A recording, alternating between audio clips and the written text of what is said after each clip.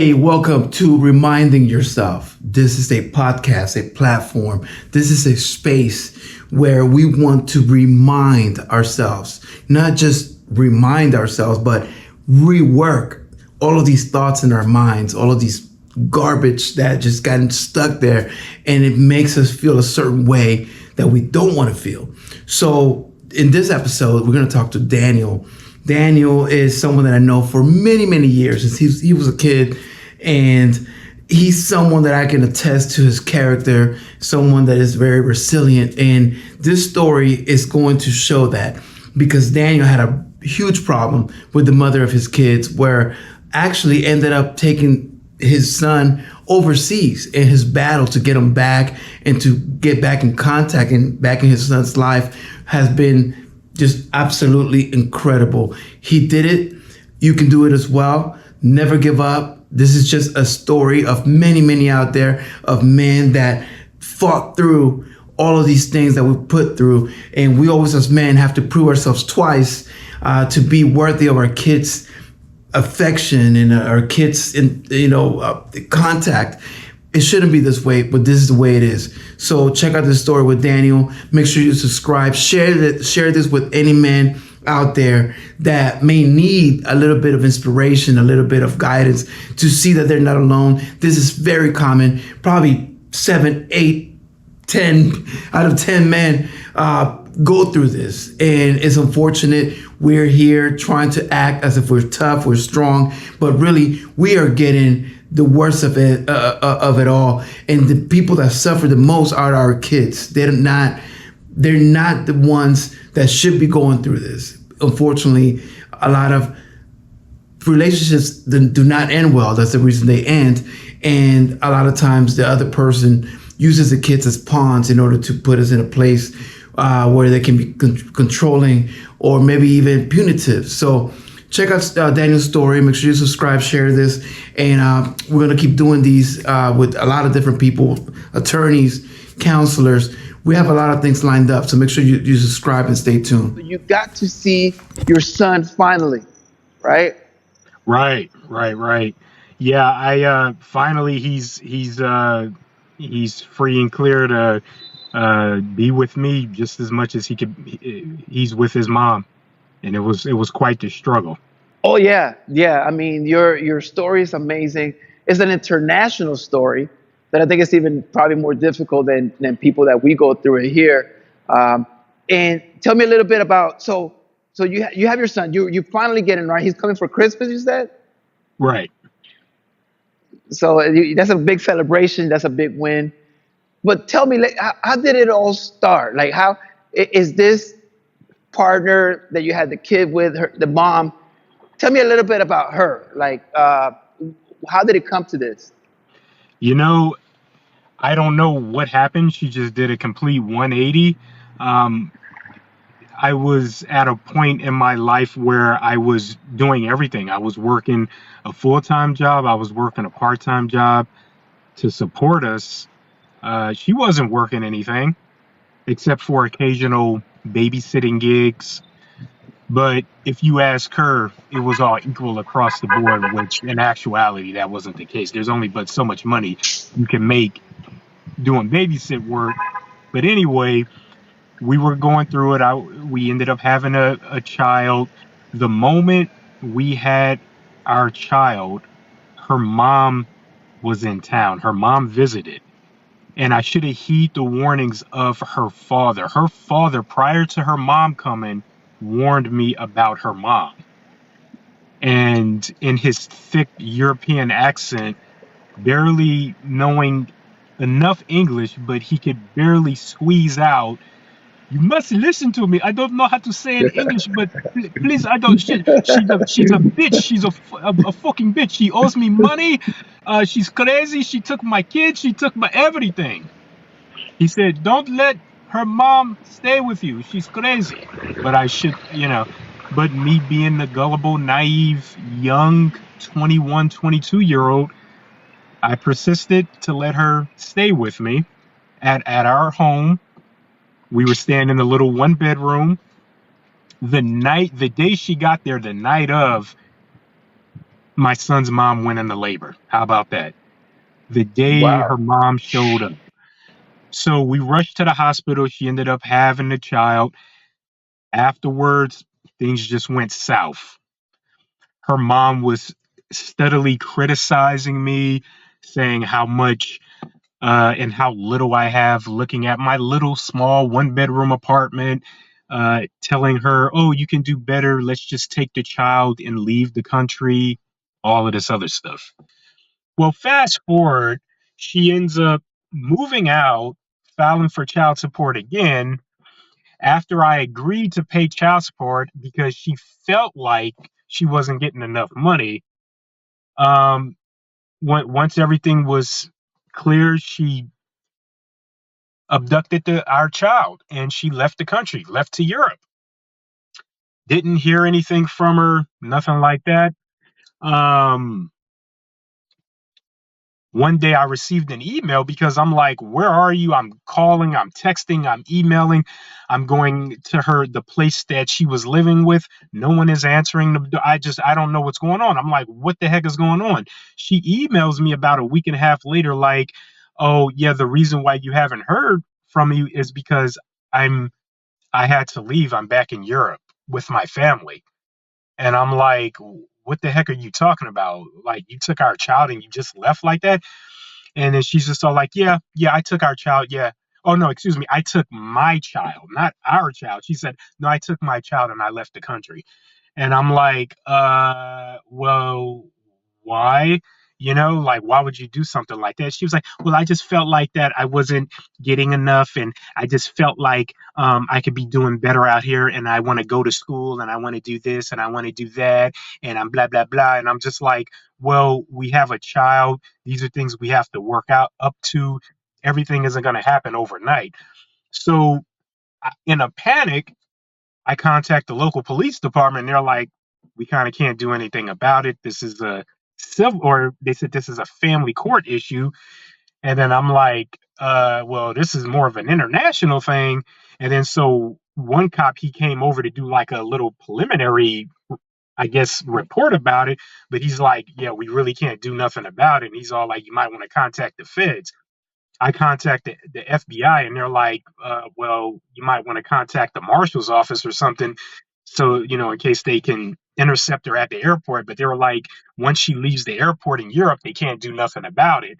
And so I make other calls and they're like, yeah, if she's already long gone from the airport, you got to go through the long, tedious, expensive process of hiring an attorney and all of that. I contacted the U.S. State Department Office of Children's Issues. Uh, they connected me with an agent and that specializes in these sort of affairs. And after many years speaking with him, he, along with the central authority in which the country she's from, they were able to appoint me an attorney in her jurisdiction and we went out there to fight. And we went out there. We were like, and my attorney is headquartered no more than about 20 or so minutes from where she lived at the time. So it was really beneficial for me to have him on board. So when I when he gathered the team, he had interpreters, he had all of these folks part of the staff, and we had our hearing in 2016. So we go into the courts. The hearing lasted a little over 4 hours, and when we walked in the courtroom, there was the local magistrate, there was the assistant magistrate, and then there was a woman from like their version of Department of Child Services. And for the life of me, when I went in there, the level of hate when just in the eyes of the personnel, because they were all women, particular one in particular, she just looked at me with utter hate in her eyes, you know, just he's automatically wrong. He's a man, he's automatically wrong. So when I walked in, well, at first my attorney and all of the assistants walked in, and then when I walked in, it caught everyone by off guard, including my son's mom and her attorney. Um, and during the hearing, her attorney didn't have a defense for her. Everything was all based off of emotions. Oh, well, she didn't feel like, and her feelings, and she started to give these weird cries with these dry cries with no tears and all of that. Such a very manipulative emotional response. And it was interesting how she would go from frantic, like, I don't know, to calm in a split second. It was unbelievable the type of acting this woman was able to put on. Well, anyway, my attorney, he was a heavy hitter. He'd seen through all of the BS. And there were even times he had to correct the local magistrate. And even she was like, oh, yes, I apologize. Yes, you're correct, sir. My attorney had over 20 years experience dealing with family issues. Not to mention, he specialized in Hague issues, Hague related issues when it deals with international family issues. So, um, long story short, the judge ended up basically scolding my son's mom, like, what are you doing? Like, why did you do this? Because there was more involved. When I would try to fly out there to see my son, she was very manipulative. She wouldn't let me see my son. She would basically use my son as a pawn, saying things such as, well, if we can't do everything together as a family, then no, you can't see him. No, you don't give me enough. No, you have to do this to prove to me that you want to be back with me and all of that. And I'm like, well, let's be clear. I don't want to be back with you. But in her mind, she thought that I had something to prove to her, even though she was the one who created this catastrophe. She created this chaos. And so there was a lot of manipulation. There was a lot of financial abuse. Although I was paying child support, remember, I'm only technically only obligated to the amount for child support, but I still have to do more for my son because when I would go see my son, the times that I would see my son, he would have raggedy clothing, insufficient attire, just all time. And I'm like, what's going on? Like, why does he look like that? And she would just blatantly tell me, well, the money you send me, that's for my retirement. That goes into my savings account for retirement. That's what she says to me. And I'm like, well, that's supposed to be for our child, not for you. And she's like, well, if you want to buy him something, you need to buy him something or order it for him. That money is for my retirement. And she would always say that. So the money that she was getting for child support, that was her retirement. That would be funneled into her retirement account. And that's the thing with a lot of Europeans, women in particular, they, they tend to not really invest heavily in stocks and all of that. They would rather hoard money. That's their retirement. So anyway, she did that. And so I would have to steadily buy my son things, take trips out there, take him shopping, things like that, because she wouldn't really buy him anything. And so back to the court hearing, uh, the judge ended up landing she was basically like, you cannot treat the father like a second class citizen. And she was like, do you realize how lucky you are to have a father and a man that's actually wanting to be in a child's life? And she was like, and you're deliberately doing everything to sabotage and disrupt that. When the father comes out, you're making yourself and the child unavailable. You're making it increasingly impossible for the father to stay in contact. For example, if I would come out, I would give her my itinerary copy, tell her I was coming out. She would say, oh, okay, fine. Yeah, we'll be here. When I would come out, she would travel 4 or 5 hours away and say, well, we're at my family's house. So if you want to come, you could come up and join us as a family. So she would do things like that, very manipulative. I never fell for all of that. I'm like, listen, I'm here. I'll either wait until you come back, or I'm just gonna, this is just gonna be more against you in court when I talk to the judge. And lo and behold, when we went before the judge scolded her and was like, "What are you doing?" And then she was all like, "Well, why do you do this? Like, is he abusive or whatever?" And she's all like, "Well, he gets mad at me because, she's like, he's rude and all of that." And the judge was like, "Well, I think that's pretty reasonable for anyone to be upset with you if you do these types of things. You don't get to operate with utter impunity. That's not how this works." But and I think usually in these situations, it's the whole women are just right by default. This whole, and I mentioned this before, it's like this whole, what did he do to upset her? Case in point, the woman that was from their version of Office or Department of Children's Services of it, or in all of that, after she heard the case and complaint, her whole persona changed about me. And it was because at first, prior to the case, she set a recommendation, and they allow for these departments to do that, similar to out here, like, oh, Mr. Such and Such, Mr. Daniel, would you be willing to pay, or do you agree to pay child support out here as well, and you agree to do this and you agree to do that, and you relinquish all of this for the mom, right? Right, that's what you're agreeing to, right? And it's like, no. And it was so crazy, even my attorney had to interject and was all like, no, that is not what we're doing. Now, keep in mind, everything, the judicial officer, the local magistrate, everything was in their native tongue. Nothing was in English except for my interpreter. And my interpreter, she was all like, "Oh, where are you from?" And I'm all like, "I'm from Cali."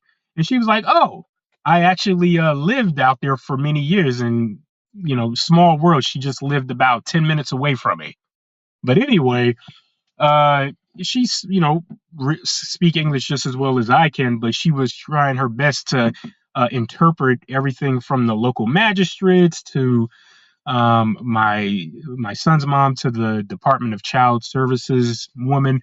But again, her attorney didn't have a defense. It went from all of that to, "Oh, I'm just here for emotional support." That's what her attorney said. "I'm just here for emotional support." And they're like, "What?" So she didn't have a defense.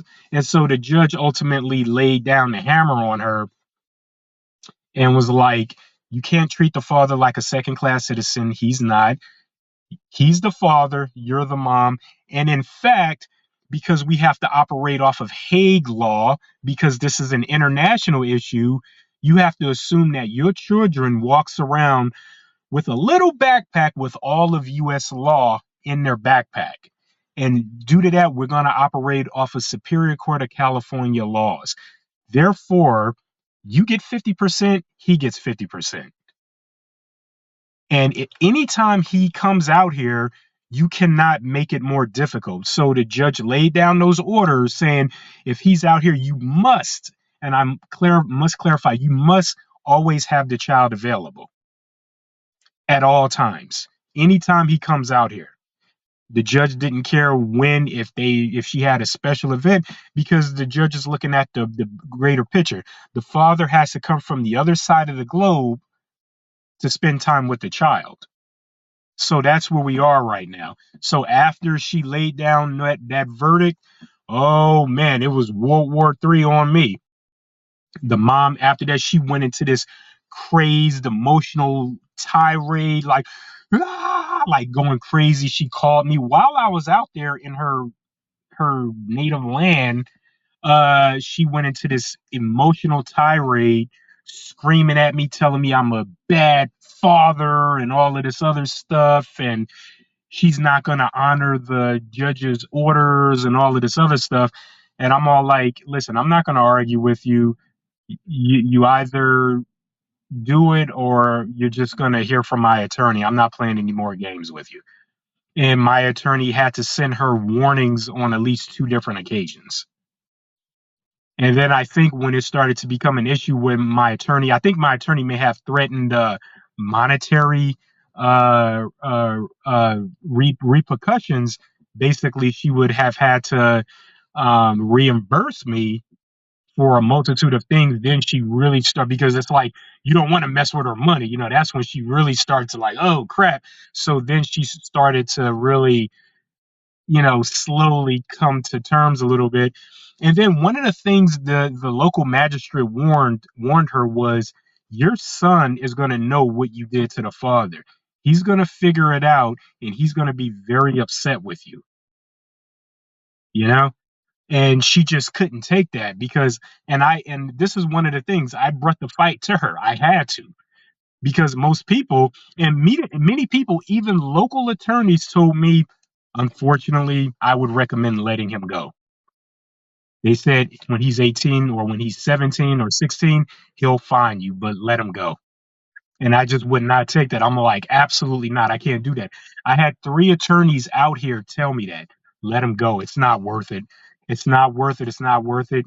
The mom, she's just going to manipulate you. It's going to be, and making it an international issue makes it significantly more complex. But when the U.S. State Department got involved in her local nation's um,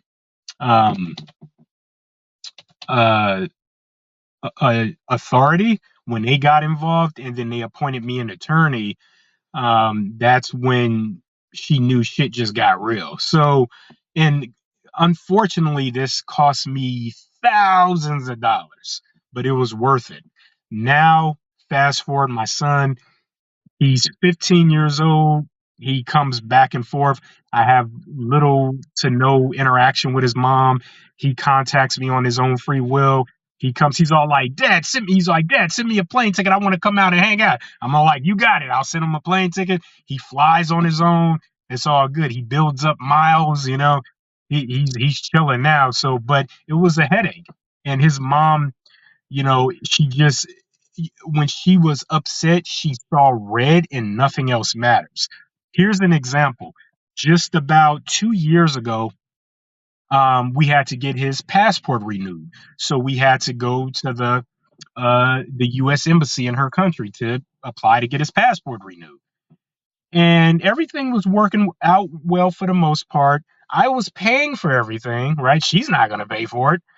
And so when it came time to put down an emergency contact, she was like, well, I want my name to be on it. I'm like, well, it's a U.S. passport. My name is going to be on the U.S. passport. You can always add an emergency contact on a plane ticket or whatever. And my son, he has 2 passports. He has the passport from the country they're from or where they're in, and he has a U.S. passport. And I'm like, she didn't even bother to ask me about the passport from the country about being on as an emergency contact, none of that. But she wants to still do her very best to gain control, right? And maintain control. So when we were in the local passport office or the U.S. embassy's office to apply for a passport, she and I got into a little argument. And there were other people there just looking at us like, what the heck is going on? And then what happens is she tries to like get support and people on her side. Like she's like, I don't understand, right? And she's like looking at people and people looking at her like, no, that doesn't make sense what you're talking about, ma'am. There's like, if he's paying for the passport, if he's the father, he lives in America, it doesn't really matter. They just need a name as an emergency contact. You could always put your name as an emergency contact on a flight, whatever. But if he's paying for it, just let him put his name as an emergency contact. But she wasn't even ready to sign. She was like, well, no, I'm not going to sign if I can't be on it as an emergency contact. He shouldn't be on it. I should be on it because I'm the mom. And so we got into this little feud inside the U.S. embassy until finally she agreed to do it. Because the woman, the representative, the agent, the passport agent, the passport specialist was like, well, ma'am, she was like, ma'am, he's still, I mean, if he's paying, it doesn't really matter. She was just like, you could still at that on a flight. So, she's still in this state of delusion where she wants to exert control. And I think what's happening now is a lot of people are waking up because women, just in general, they're incentivized to act like this. They're incentivized to play victim, this perpetual victim mentality. It's like, well, no, I want everything what I want. I'm emotional. I want everything I want. It's like, no, you can't have what you want. That's not how this operates. That's not how this works. And I think that it causes a huge rift because people get confused in the process. It's like, well, am I doing something wrong or not? It's like, logically, this makes sense, right? But she feels like it's better that she's on it. And I'm like, well, logically, if he's going to be coming to the US on his US passport to visit me, wouldn't it logically make sense that I'm as the emergency contact? But that just goes to show you how much, and just how just the conciliatory coddling that people give women like her. All they have to do is just give false tears, and people will coddle them regardless of what's going. Oh, baby, let me give you a hug. Oh, you know. You see, you poor thing. That evil man. That evil man. And this is stuff that I had to deal with her. I had to deal with her for such a long time. And it was so bad at a time to the point where I was a huge psychological wreck. I just didn't know what to do. I didn't know who to turn to. I mean, it was bad. I couldn't see my son or anything. It was terrible, and I couldn't get help from her side of the family because her father, like I said, her father and I, we have a great relationship. But her father even told me, he's like, it's screwed up, but she's my daughter at the end of the day. I'm going to support her. And he even said, I know it's screwed up, and he even told me what her mom did to him. Her mom divorced him, right? And during the hearing, or I guess when the kids were, I guess, so what he told me was, and what she told me as well, was the mom told them to lie on their father during the hearing in court. And just by default, the kids did it because this whole mama can do no wrong. We better listen to mama, right? Mom can do no wrong. So they lied, on the father. The mom won everything, the house, the car, the money, the kids, everything. Left the father in a mobile home, like on the outskirts, hours away, left him with nothing. The mom was able to keep a 2-story home on a big plot of property. She was able to do everything. Everything was paid off, paid for. The father built the house himself, and he was left with nothing. But that just goes to show you the type of mindset she comes from, and who she's following behind. Folks like her mom, irrational, confrontational, argumentative, disruptive, a chaotic mind. And when you have someone who has a chaotic mind, you can't do anything with them. You can't negotiate with them because no matter what you do for them, it's never enough. So in the manipulation of using your son, right? So you came out of pocket with all of that. There was no government agency that came and rescued you, right? No, absolutely not. So it was like a burden They just provided me with the resources. That's it. And the plug, the connection. Yeah. yeah. But because I think that that's another thing that people immediately go, well, just go get an attorney, just go get a lawyer, go to the court. It's like a lot of people don't understand that the court system is not designed for us fathers. It's not. It's designed Absolutely not. for enforcement. It's not designed to put kids together with their dads, and it's not designed for that. It's a last resort where nothing else works to enforce the benefit of the kids, supposedly, but really it's not Right. there to establish a relationship with kids. And people that tell you go to court as a first resort, These are the dads that make that mistake. You go to court, then you end up paying some child support you can't afford, and then now you can't afford to pay the child support, so your license gets suspended. Now you get fired from your Oh yeah. job because you can't go get to work, and now you can pay child support even less. Now you have an account that you owe them child support. Now you owe, and women don't have to go through that because as long as they Right. have the kids and they give them a hot dog for dinner, they're good moms, right? Like Yeah, they're incentivized to do that because the courts are on their side.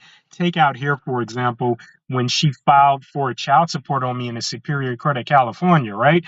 All she had to do was just file a 1 or 2 page paper. The Department of Child Support Services, they fought on her behalf, and it was just like they don't do that for men. That's only designed for women. got to change because Yeah. I think the laws were so heavily towards women at one point where women were down and men had all the power. And I think in the last few decades, it's changed where I think women and the feminist movement have gained so much traction that now they're empowered. So now men like us, like we don't have a right even though legally in the paper, yeah, we have a right, but we don't have a right to our kids at the end of the day. And the mom has to be so bad. She has to be like on drugs or like really bad to be a bad mom. Like anything less than being on drugs, prostituting yourself in the street, she's a good mom. Even if she's like 1 inch away from that, she's still a good mom. It's like a black and white. And for us, we're automatically bad fathers. Automatically. If we're not with the mother of our kids, we're automatically bad deadbeat fathers. And that's unfortunate that we have to go through this and that you have to go through this internationally. I think that that's one of the biggest, Yeah. and the gangster in you that you didn't give up when they were telling you, just quit. Just it's not worth it. The fact that you still Oh, fought.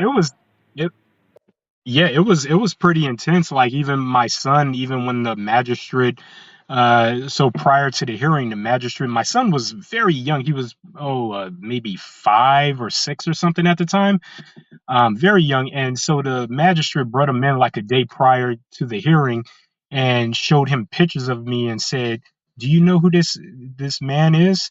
And he was like, "Yeah, that's my papa." You know. Because they were doing everything to try to, like, yeah, I guess for them confirm it. But you even hear horror stories about the men getting the short end of the stick in the courts, and it's just it's bad. I mean, you always hear about it, and because again, women are incentivized to do these things. They're incentivized because there's a monetary figure behind it, and they're able to use the kids as a pawn to get over on the fathers, to hurt the fathers. The worst thing a woman could do is hurt the dads through the children, you know. And someone said it best. They was like, you know, Chris Rock, right? Just in terms of men, uh, women, children, and family pets are loved unconditionally. Men are only loved under the condition they can provide something. That's funny and You know? deep. And it's Yeah, funny because it is true. That's the truth. because it's that whole perpetual victim. I'll give you another example, right? Women. That's why I emphasize women. But if you ask a woman, they would always refer to themselves and other women as girls, because that's that preconceptual victim. Oh, I'm a girl. It's like you're a 40, 45, 50-year-old woman. Why are you referring to yourself as a girl? You're a 35-year-old woman. Why are you referring to yourself as a girl? Well, I'm a girl. No, you're a woman. Girls' night out and all that. But Yeah. a man is a man. Yeah, but a man is a man. But if you call a man a boy, that's derogatory, right? That's disrespectful. If someone called you like, "Hey boy," or like, "Yeah, that's a boy right there," it's like, well, you're not thinking of me as a man, so it's different. You would notice the difference. But women, they don't want to. There's a thing. What's that saying? It's like women, they want the authority of men. They want the accountability as a child, right? And that's just what it is, right? It's just that's just how it is. That's always how it is. Man, Daniel, man. But thank you so much for sharing your story. And I know it gets deeper It Yeah. sounds like with her, but just as far as what your struggle to be with your son, I mean, that's amazing that you did that. Congrats, he's back at least for now. Thank you. And then, so to close it up, can you give guys that are maybe going through what you're going through, maybe not even as hard, maybe just here in the U.S., guys like us that we want to see our kids, but we have to fight for no reason. They just are not going to make it easy for us to see our kids. What are some of the advice that you could give? Maybe like three things that we could do to remain positive and towards working towards that goal.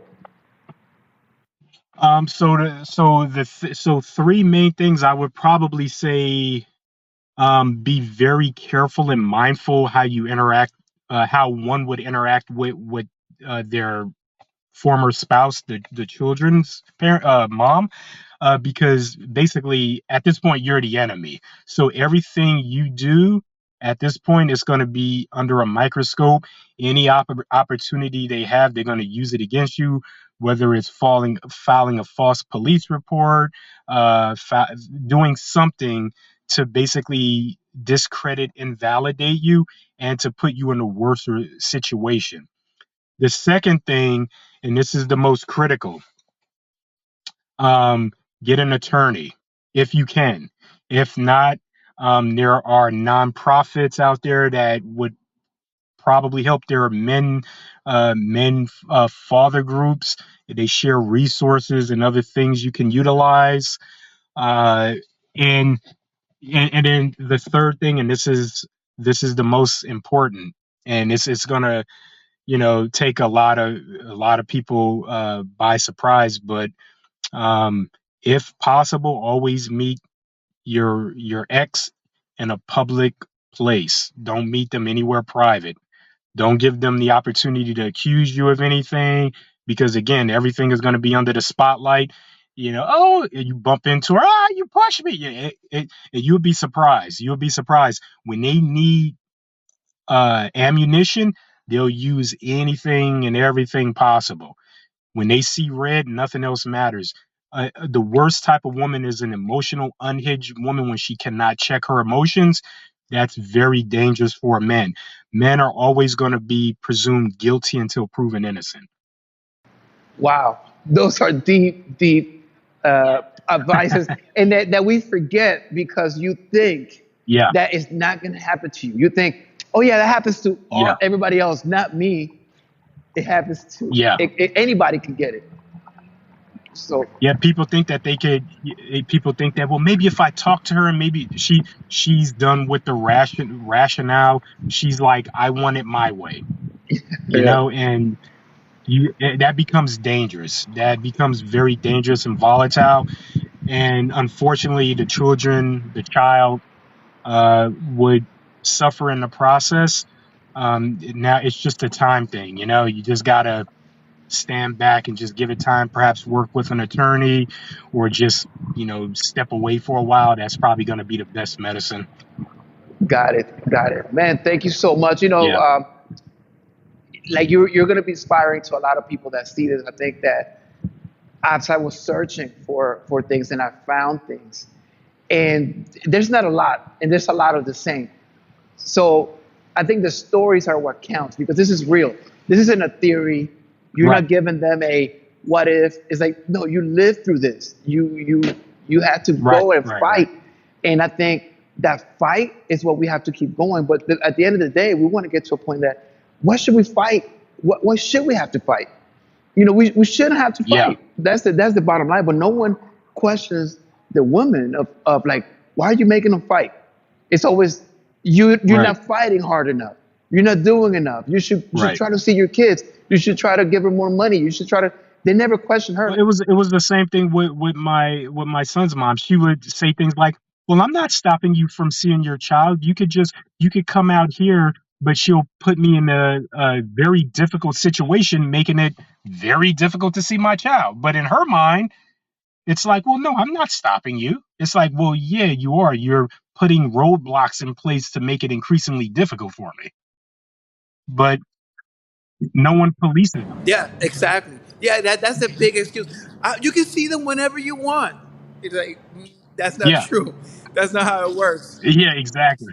So anyway, I think we're gonna do this again. I want to eventually have several of us men going through this and kind of go back and forth in some Sure. stories and for the kids, even our sons to watch this one day and go, man, let me not make those mistakes, because I think we could probably avoid a lot of Right. this with some thought. We just, when you're in that emotion, when you're going with the flow, when you're young, you're not really thinking. You're like, whatever, it's not gonna happen to me. It will. And Right. so thanks a lot. I Yeah. appreciate you Yeah. coming Yeah. in and sharing your story. And it's not All right. easy. Thanks for the invite. Yeah, Thanks, man. it's not easy to share the story. It's All not right. easy. So thank you so much.